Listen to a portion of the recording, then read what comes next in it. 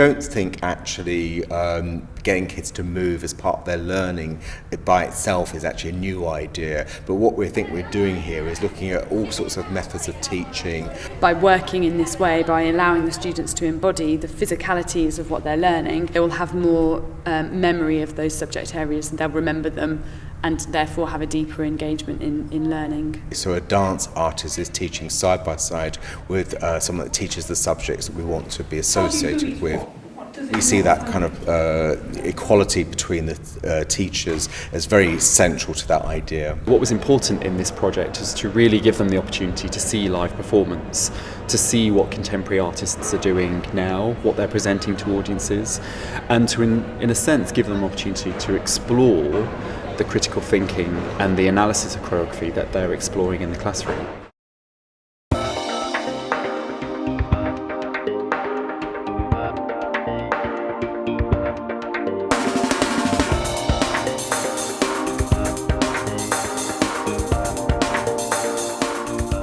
So you might take a concept that students are trying to learn in science, for example. We're learning about food chains. So we look at the structure of how you write a food chain down in their books, have sort of an understanding about what it is that they need to learn, what is a predator, all of those sort of main examples, main things that they need to know within that.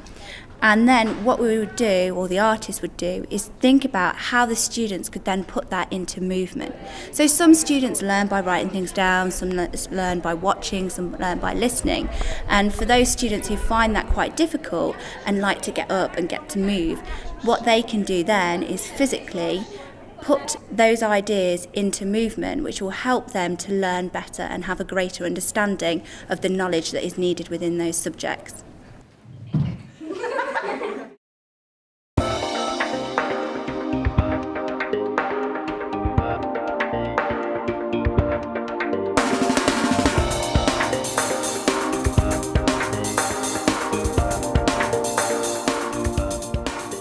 I think to get it working, you need teaching staff, artists who understand what the principles are about. You've got to understand that you're working together, you've got to collaborate together.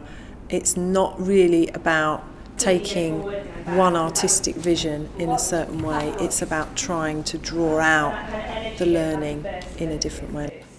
Making sure that you communicate your ideas with the dance leader and have that communication throughout the whole project. I think just a bit of a willingness to not worry so much about, okay, so, you know, I'm not going to turn around and say they've got level 5 in French this lesson, because they haven't, but it's more about their engagement and their willingness to communicate and really be confident when they speak French. I think you've got to go with the flow, and I think it's got to be something where you're happy to actually take the risk. It's got to be where you shouldn't be afraid of moving all the tables and moving all the chairs. Lovely. The more interested the teacher is of the other subject other than dance, and the more time they want to put into kind of making it really integrated the way dance and that subject is taught, it's better all round really. The dance artist that comes in with me is a professional performer. She comes in and she works very closely with me at the very early stages of the model, where the students get to see a live performance in the classroom, right there in front of them. And in that representation of dance and what the curriculum content is, we really unpick some of the themes in the curriculum and some of the dance content that's emerging.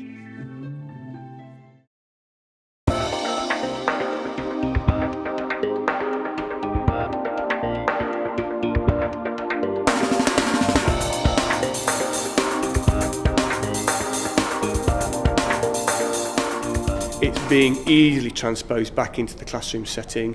They're making analogies between, oh, it's like when we did this in our dance piece. So clearly is embedding some key learning. They've made more rapid progress than if they weren't using dance to enhance their learning. We found that when students came back to the classroom having seen live performance, they were even further inspired and motivated and excited by that experience. And there was a clearer link between what they were studying and the outside world, the wider world of dance.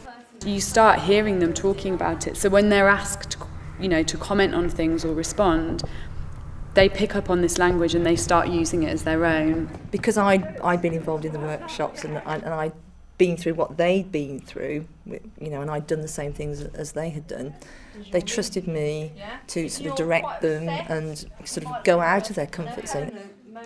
A lot of the boys who I didn't necessarily think would be as engaged as I, you know, they have really proved themselves and are getting much more into it than I thought they would. Some students who didn't necessarily talk to each other are working with each other seamlessly, so yeah, it's developed their group work skills as well.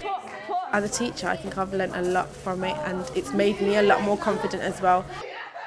I've been teaching for almost 20 years, and you think you've got a full kit bag after that many years, and it takes something a little bit different to make you realise that you can always learn something new, and other disciplines can absolutely 100% improve, you know, sort of the learning experience and the teaching experience.